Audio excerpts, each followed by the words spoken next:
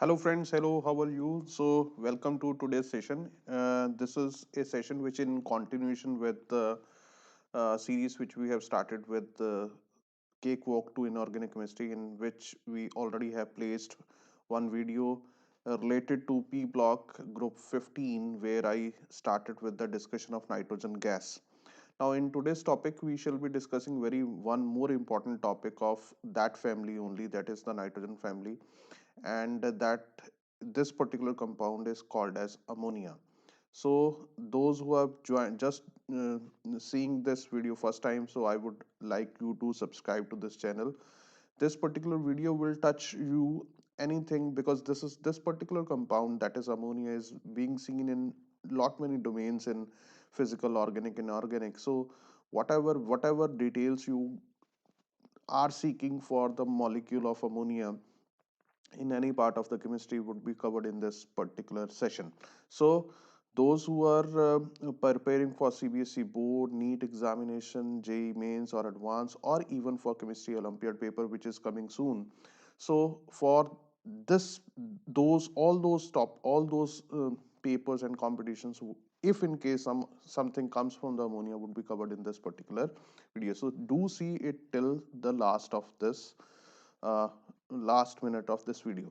So as regard to this ammonia, let me start with the discussion that this molecule of ammonia, or if I happen to say it, is in a way what you are supposed to discuss in this. So in this discussion, we shall be discussing one aspect is how you could what is the physical state of this ammonia. Second, what are the means and ways by which you can generate ammonia in the lab or industrial method? Then we would also want to see the chemical reactions. And along with that, we always have that feeling that what exactly, if I have read something about ammonia, what are the uses of that? And lastly, we also would happen to see that how could you detect ammonia in the lab. So as regard to this particular molecule, let me start with ammonia. You know the chemical bonding part of it. It is having three covalent bonds and has a one lone pair. So we happen to say it as having a pyramidal shape. If I go for its bonding part, and the bond angle is around 107 in degree. So this bond angle is around 107, and the nitrogen in it is sp3 hybridized. This is the general viewpoint in regard to the bonding. So if I start first with the physical properties, that what you would see in this particular case of ammonia, the physical properties would be that it is first, this is a colorless gas. Now this is very important to tell you, this is a colorless gas, and along with it, it is lighter than air. So lighter than air. If if if if ammonia happen to ammonia happen to leak into the lab or something like that, or the container start leaking ammonia gas, you would not be able to uh, guess that, and you start feeling some uneasiness because it is having a lot of pungent smell. So this is very important to tell you that it is having a pungent smell or odor. So you are able to identify that you are inhaling ammonia if in case you start feeling some uneasiness in the terms of smell. So to add on to you a bit of into your knowledge bank, that if I talk of other hydrides of this family, like nitrogen, phosphorus, arsenic, antimony, bismuth, these are the other elements of it, and if I write their hydrides, these are their hydrides. And just to make a small value addition or content addition to your knowledge, that if you talk of this phosphine, arsine, stibine and bismuthine, these are the other hydrates of the ammonia family. As we move down the group, the smell, the odor of these hydrides becomes highly disagreeable. So down the group, the odor becomes highly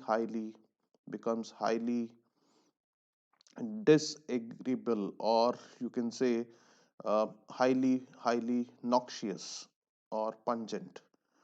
So it would have a very dirty sort of smell tend to as we move down the group. And along with it, as you this is it is not sort of it is poisonous, and as a matter of fact that anything you take it in excess would tend to become poisonous. If you eat a bucket of paneer, it will tend to cause you food poisoning. So having said that, this particular compound, that this ammonia is poisonous, and as we move down the group, this odor, pungent odor, and the tendency to become poisonous also, if I move down the group, odor becomes more pungent, and tend to become more poisonous also as we move down the group. Now this is very, I feel thrilled about it, this part, that I don't know how many of you have ever viewed this viewpoint from this angle, that uh, our, our atmosphere is filled with 78% nitrogen gas, and this is not it is odorless, colorless, everything you talk of, odorless, colorless, soothing, and non-toxic, something like that. But as soon as with nitrogen anything get attached, say for example here what has attached with nitrogen is the hydrogen, altogether the property has changed, that it has become highly pungent, noxious, you cannot inhale it for longer time. So if in case you have ever went to the lab and have felt it, that this nitrogen, if the bottle of nitrogen, because it is being compressed, highly compressed into the bottles, and if you tend to see the liquid nitrogen, it immediately fumes out because of its tendency, because if I should write it at here, the boiling point and freezing point of these, the freezing point is of the order of, I would say, 198.4 Kelvin. You better check in once in the NCRT also. It is 239.7 Kelvin. So around minus 33.3 degrees centigrade is its boiling point. So it is being, if it is there in the lab as a liquid, it is highly compressed in the bottle. So it is a caution given in the bottles that you have not to, if you want to open up the neck of the bottle, should not point towards you, it is pointing towards, not I would say towards other, it should not point towards you, because if you open it and the bottle has to be cooled first so that its vapor pressure deepens or get down, so that the vapors, if comes out, it should not go into your nostril, or you just don't take its fumes. Because in case you have ever felt or ever smelled it, or uh, by chance it happens to enter your nostril or to the windpipe, it tend to give you a lot of uneasiness, or tend to give you a itching sort of reddishness is there in the eyes. And so it is not a good gas to inhale. So it is quite a so what I am trying to make it a point, that these all small tips and tricks which you should add into your knowledge bank, so that, because at times people say that inorganic is tough to remember, so these are the ways. And as we proceed in the preparations and chemical reactions, I will give you small tips and tricks, a bit of sort of storytelling, which would make you feel comfortable with the things. Then the retention of the topic with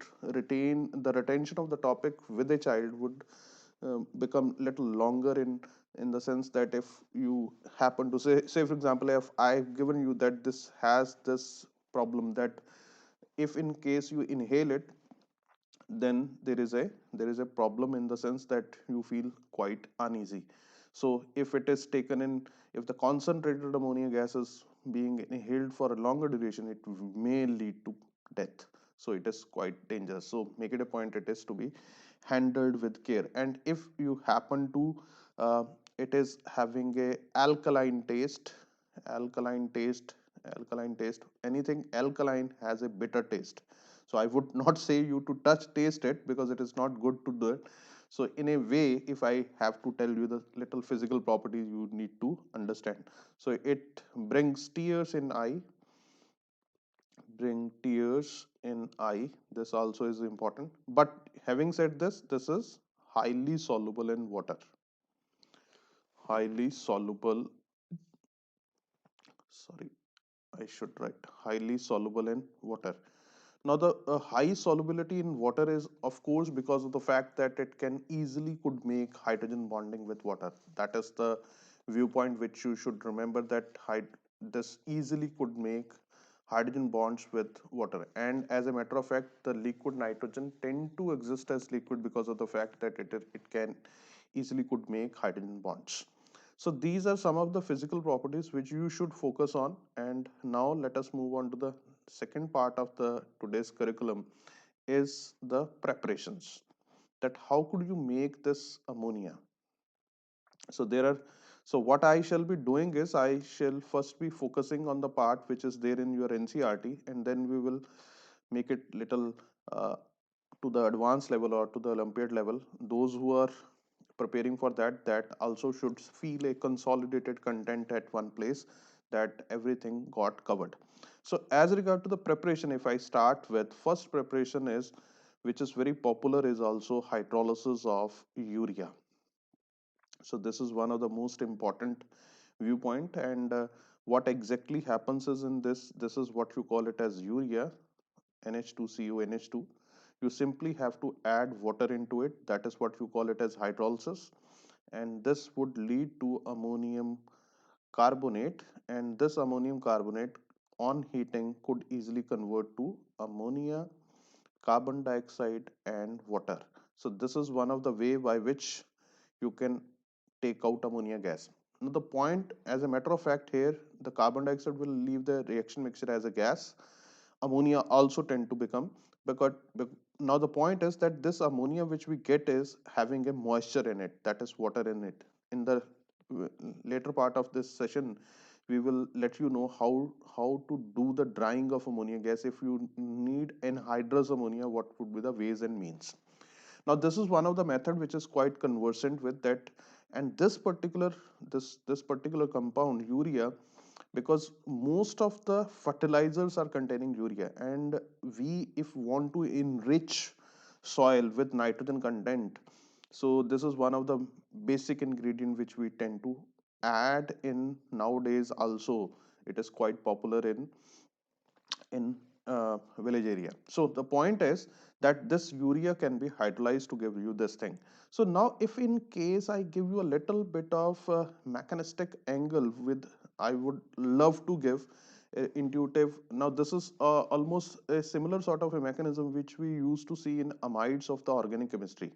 So if you have a little idea about the amides, NH2 CO, NH2 negative is not a sort of good living group. It won't come out simply by hydrolysis in the way, but if in case I do it, so what would be the mechanism associated with it? So it is going to attack it like this, that the way which we start with the organic part like this only.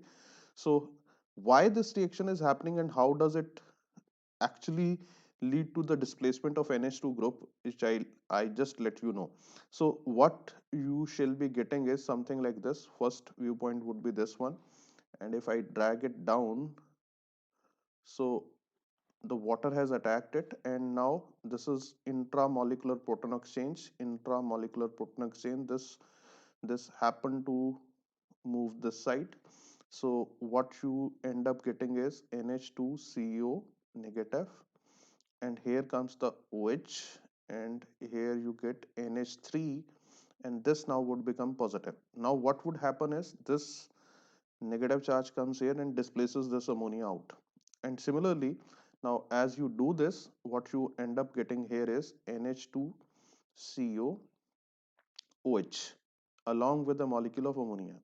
Now similarly, again the water would attack, so I shall not be discussing this again.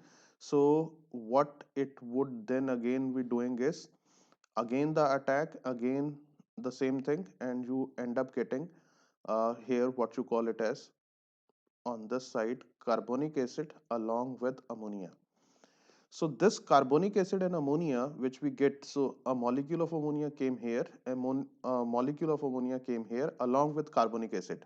I hope this small part I have missed, and it is the same way which we have done the above one. So this ammonia is in a base, and carbonic acid is an acid.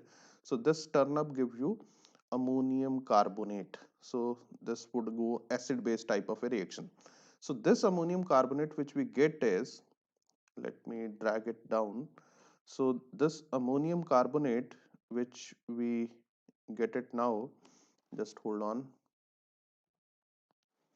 uh, my slide got stuck. Okay, so this ammonium carbonate which we get, if we heat it, so you end up getting ammonia along with carbon dioxide and water. This is the simple viewpoint of the sort of mechanistic part of this particular reaction.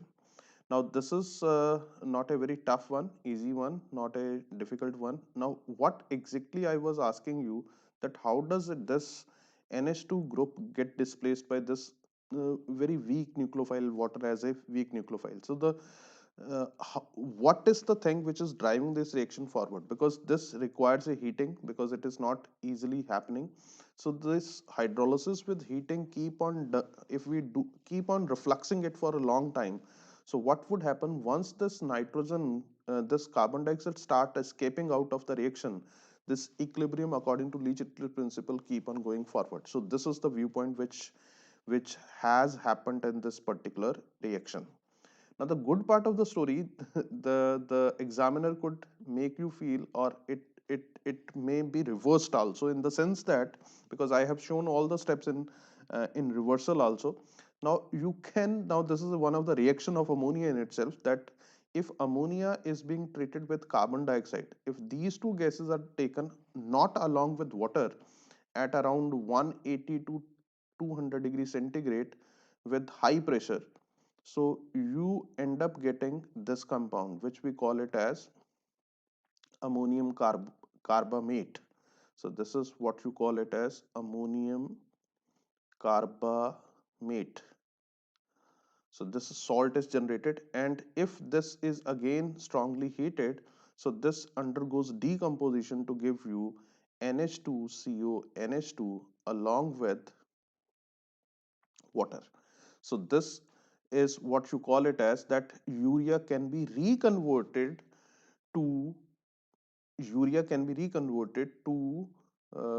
from ammonia and carbon dioxide. This is very important, and this can give you back in that sense, that if you do it simple hydrolysis, and this hydrolysis has to provide you a lot of water along with heating, so that this can convert into ammonia and carbon dioxide.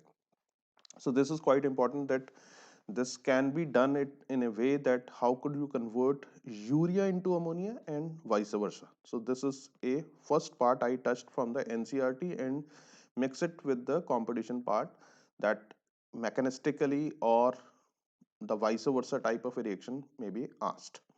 So second method is that if you want to make, so the previous method is again from the NCRT, this one is also from the NCRT, and a very popular one, that how could you make ammonia. So you take any ammonium salt when treated with alkali, this also will generate ammonia into the system. So if simply I would write ammonium chloride treated with, say for example, NaOH itself, so what you end up getting is NaCl along with water along with ammonia. So or other way around would be ammonium chloride treated with calcium hydroxide. In this case, calcium hydroxide, what you end up getting here is calcium chloride. You have to take a 2 moles of it along with 2 moles of water and 2 moles of ammonia. Again, the ammonia which we are getting here is having a good amount of moisture, or when ammonia mixed with moisture, it may be coming out as ammonium hydroxide also, but that can also be converted to ammonia. As we proceed, I'll let you know. Now, as in this particular case, if I talk of little viewpoint by which you can recall this particular reaction, is simply by this thing. If you think of ammonium ion, if I write it once again, ammonium ion, you have taken ammonium salt. So ammonium salt, whenever be treated with alkali, what you are basically doing is that you are converting this into ammonia and this into water. So basically, if you talk of this as acting as an acid, this is acid 2, and this is a base, and this is base 2. If you reverse it, if you reverse back, so this water is giving H positive to the lone pair of ammonia. Now it is quite easy to understand why this reaction has gone forward, because acid 1 is stronger than acid 2. As simple as that. If you talk of ammonium ion, its pK value is around, you may say something around 9.2 something, and that of water is around 15.7. So any pK value which is lesser would be definitely a stronger acid. And similarly, OH negative is a stronger base than ammonia because it is negatively charged. This is neutral species. So base 1 is again a stronger base than base 2. So any acid base reaction which take a reaction to a weaker acid, weaker base, obviously would go forward. So that is the simple viewpoint or mechanistic viewpoint for this reaction, why this reaction is happening, that why ammonium salt is converting to ammonia on addition of alkali. I think that is also clear. Now the third part, which again is very conversant with the which we call it as third preparation, is the Haber's process. And if you went for Olympia type of a thing, you would also see a name given, Haber's Bosch process. So this also is very popular. So what exactly is there? It is a very simple reaction to begin with. So it is a reversible reaction where N2 and hydrogen gas are pumped in under set of reaction conditions to give you ammonia, and this reaction in itself has delta H minus 46 kilojoule per mole, something like that. So it is less than zero. It is exothermic in nature. So what exactly is associated with it is that this was first did by Haber's. So Haber did this around in name of the scientist around 1918, and he actually did this in lab preparation, for which he got a Nobel Prize. So in the same lab, there was a another student of him, which we name it as Bosch. He around in 1931 did the same experiment, and he made this in an industrial scale. So he converted this reaction into industrial scale, which Haber did it in the lab way. So he also got a Nobel Prize for it. Nobel Prize for it. So it has to be written as, it is not Nobel process, it is Nobel Prize. Let me rub it. Nobel Prize for it. So this is a little historical evidence which I wanted to share it with you. And now what exactly he did is that this nitrogen, which I am saying, nitrogen treated with hydrogen to give you ammonia, and the reaction is reversible. So just to bring it to the forward side, there are some reaction conditions, and which you should remember, which can be asked in CBSE and as in competition. So this reaction happens around 200 atmosphere with 7 to 773 Kelvin temperature. Iron is acting as a catalyst, and a bit of potassium oxide or alumina is also added along with it, and molybdenum is acting as a promoter in this particular reaction. So these are the some reaction conditions which you should focus on, and these are quite important, and this is called as Haber's process. Now the fourth method which you should focus on, this fourth method is also, now this first three methods which I would say that is being somewhere covered in the NCERT, this also happens to be in NCERT. Now first three methods are strictly in accordance with NCERT, and bit of other knowledge which I have passed it to you. Now other methods which we shall now be discussing is consisting of the details which are other than what we see in the case of NCERT, and you would see these reactions somewhere in the different areas of the chemistry. First is the hydrolysis of nitrites. Hydrolysis of nitrites. Nitrites are not a common compounds. What are nitrites? Where metal reacts with nitrogen to form N3 negative. This is basically nitride ion. So not every metal tend to make it directly react with nitrogen. For this particular reaction, you can refer to the earlier video where I I have explained how that nitrogen gas reacts with particular metals like alkali metals, calcium. It can directly react with nitrogen to form calcium nitride or aluminium nitride. These are the very important compounds which when treated with water tend to form calcium hydroxide along with the evolution of ammonia gas. So just to balance it out, this has to be 3 and this would become 6. And similarly, aluminium nitride, if treated with 3 moles of water, it will give you aluminium hydroxide along with ammonia. So how many moles? 2 moles of ammonia? No, 1 mole of ammonia.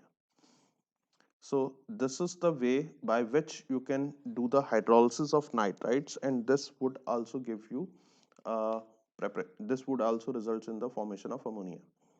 Now the fifth method, which is quite important and is a industrial method, which we call it as cinamide process.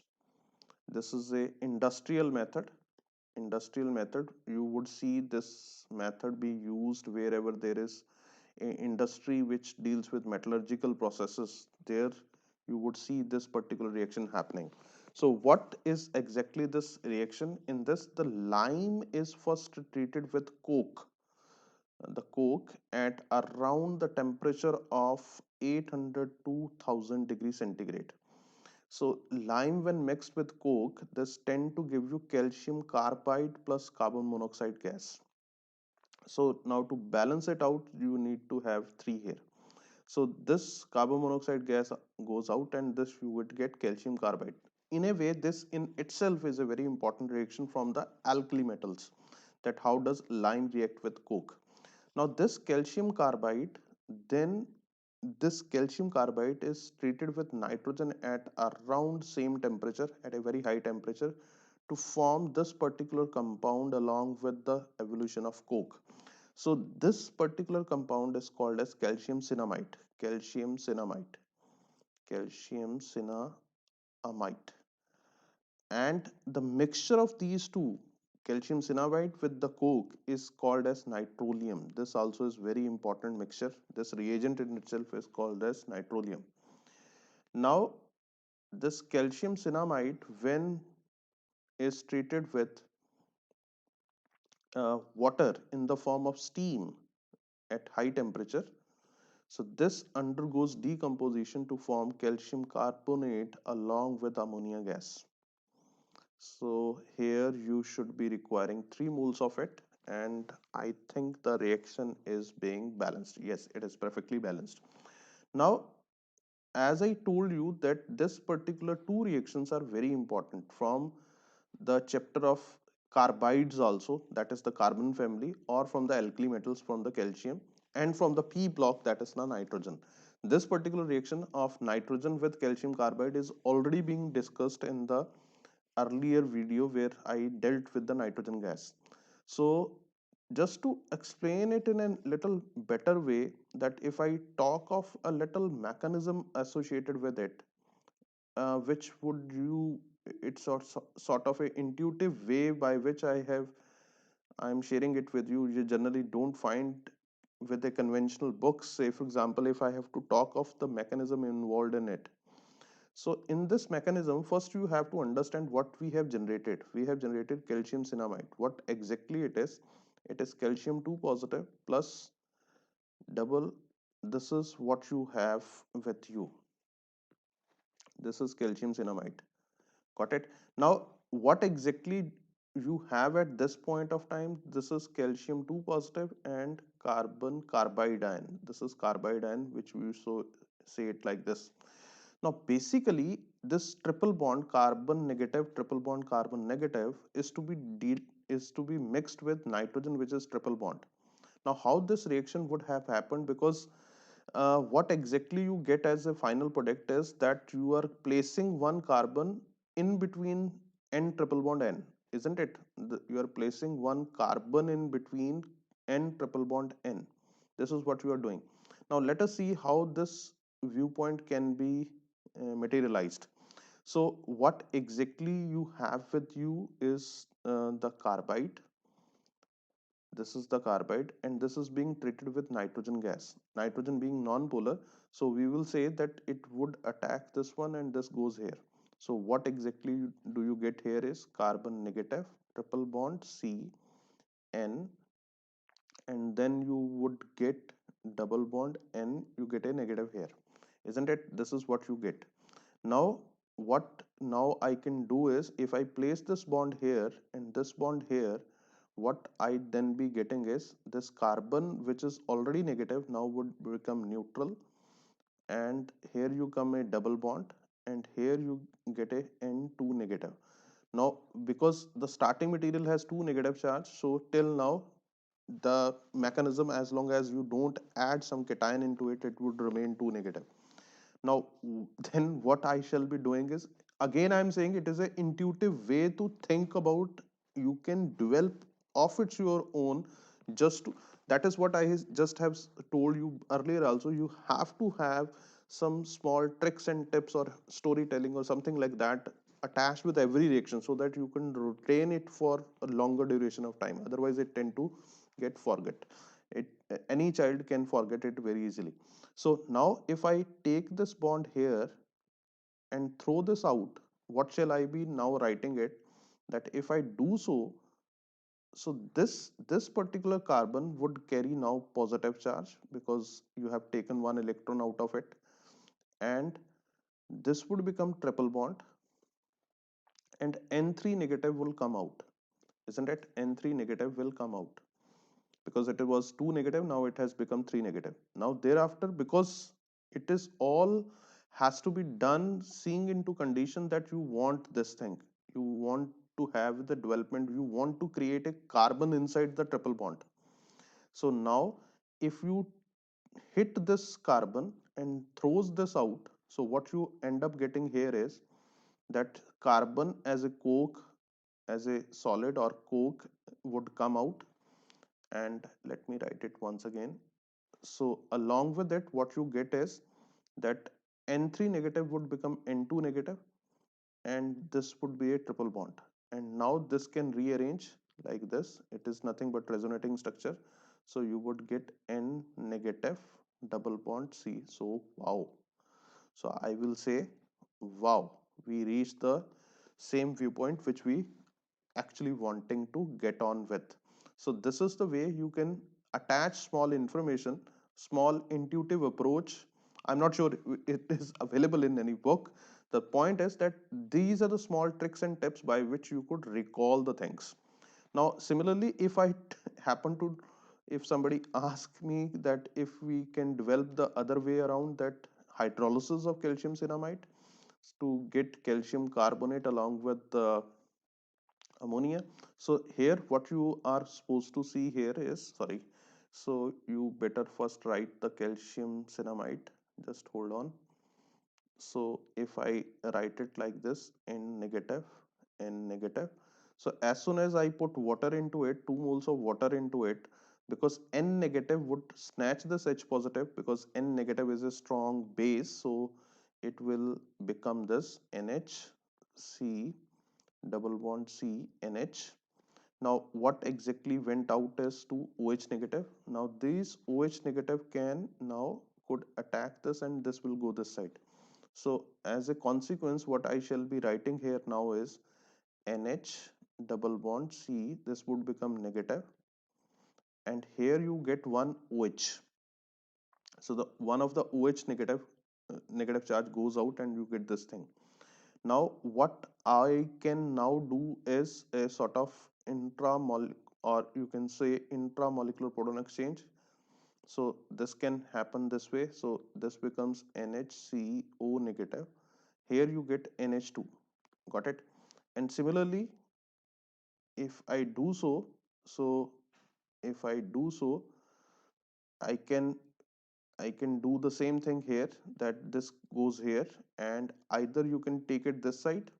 So if you take it this side, you would get CONH, and here you get NH negative. Got it? So what now it shall can be done, that if you take out this this is being treated with water, and from water, if it snatches out one H positive from here, so what you shall now be getting is you would be getting NH2 NH2 along with the evolution of OH negative. Now this is what you call it as urea, and this urea can then be hydrolyzed with water, which we have already done to give you ammonia, carbon dioxide and water. This we have already done in the first preparation, that urea can easily be decomposed. So this could be a viewpoint by which you can think of that how this reaction might have happened. Or you may go in a if you attack both the OH negatives, then you would end up getting this sort of a thing, that OH, so then this would have become negative, this also would have become negative. You can think of this way also, that both the OH attack the carbon and both the double bonds change to this one, and then this underwent deprotonation like this. Or you can take this is quite possible, then you will bring it double bond here, and this would become NH, not double bond at this point of time. So first you generate a negative charge here, this would become NH2, and here you have NH negative.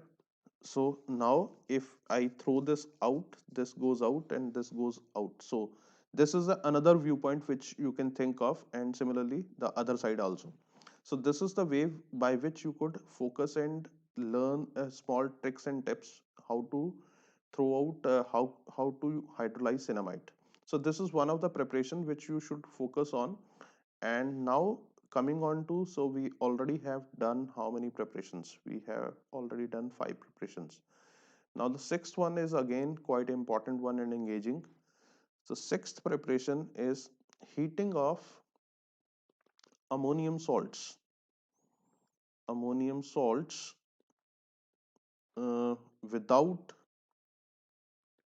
oxidizing anion. This we have already done in the previous video also in very detail, as well as in the topic of N factor. So if you have ammonium chloride, say for example, ammonium chloride. So if you simply heat it, you would get HCl and ammonia as a gas. So this is quite a popular one, and reverse way it is also very popular. If this ammonia is being detected, if you want to detect, because ammonia is a colorless gas, and if you want to detect it, you have to take the ammonia fumes are close to the HCl solution. A white fume of ammonium chloride could come out. So if ammonium chloride solid is being heated strongly, you can get the reactions reverse back. But the only thing is that ammonium salt has to be with some non-oxidizing anion. If you have a ammonium salt with a oxidizing anion, which we have already learnt many times, that if you say for example you have a ammonium ion with nitrate, here the viewpoint is that here nitrogen is in +5 oxidation state and this is in -3. Here it is -3, this is -1. So this Cl negative is a reducing species, that it want to go, because chlorine already is in -1, so it want to go down, so it is a reducing nature. But nitrogen already is in the +5 oxidation state, so it want to go down, so it is a oxidizing anion. So this is a oxidizing anion. So what would happen if you have any ammonium salt with any oxidizing anion? Say for example you have ammonium nitrite, or you may say, this we have already done many times, ammonium dichromate. So any ammonium salt when heated with some oxidizing anion, whatever ammonium whatever hydrogens that salt would have, that would come out as water. So this is a simple trick to remember, that these hydrogen, 4 hydrogens, would come out as water, and what you are now left with is 2 nitrogen and 1 oxygen. So you would get this thing, and if in case this is being heated, so it is in +3, this is in -3, so whatever hydrogens you have would come out as water. So you have 4 hydrogens, so 2 oxygen come out and you would get the nitrogen gas. And in this case, if you have ammonium dichromate, so you have 8 hydrogens, so 8 hydrogens would come out as water. So now how many oxygens you are left with? 3. So you end up getting chromium trioxide, and you left with two nitrogens, so that would evolve the nitrogen gas. So the species has to have non-oxidizing anion, then you can generate ammonia by heating that. This is one of the viewpoint.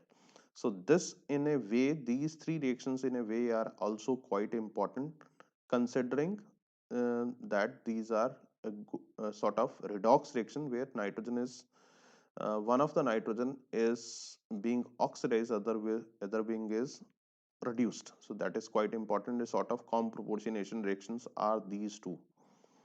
So moving on to the next topic, next preparation. Next preparation would be, this is the sixth one, and now switch on to the seventh one. Now what exactly is the seventh preparation? Is heating hydrazine. This also is a very important compound, hydrazine. So if you heat hydrazine strongly, you would end up getting ammonia and nitrogen gas. So to balance it out, you shall be requiring 4, and this would be 2. So in a way, or nitrogen, it should be 3. So what we are doing here is, it also is a very important reaction. So I would say just see into the n factor of this. So it's a sort of, it is going from -2 to 0 as well as -3. So it's a disproportionation reaction, for which, for this particular thing, disproportionation reaction, for this particular n factor, you can refer to the series which we have already dwelt, and the videos of which are already being uploaded, that is n factor series. So you can refer to that. So hydrazine in itself is a quite important compound which you should focus on, and in the in subsequent chemical reactions which we are going to take up in a few minutes, that is again a bit covered. So next method is, you can also make ammonia from a very important compound. This is a hydrozoic acid, which we call it as N3H, for which the pK value is around 5. So it's a fuming liquid. It is a fuming liquid. The fumes of, if you open the bottle, you would see the, and quite a poisonous one also. It's a quite a poisonous one, and a very good or very strong reducing agent. And the reducing agent is such a strong one that it is even stronger than lithium. So its SRP is still more negative as compared to that of lithium itself.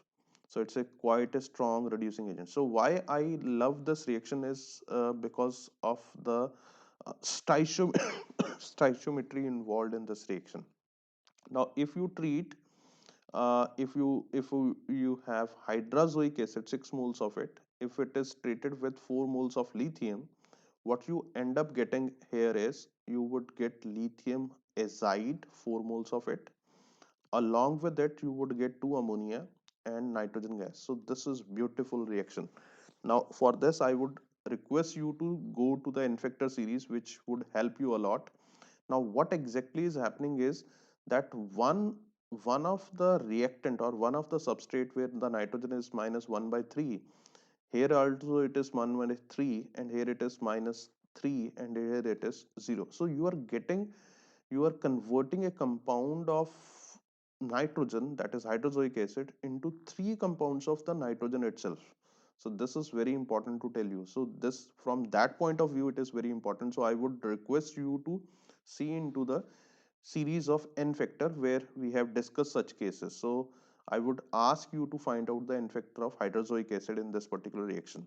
So in that way, it is quite an important reaction. And N3H, if same thing is treated with HCl, here also you would get what you call it as ammonia along with nitrogen and chlorine gas. I think the reaction is being balanced. Yes, it is perfectly balanced. So this is a Olympiad type of reactions where you may be asked that what would happen if hydrozoic acid is treated with lithium or being treated with mineral acid like HCl. And another very important reaction which I also would want to pass it to you, that if sodium azide is treated with H2S in the presence of water, you end up getting ammonia along with nitrogen, sulfur and NaOH. I think this reaction is also perfectly balanced.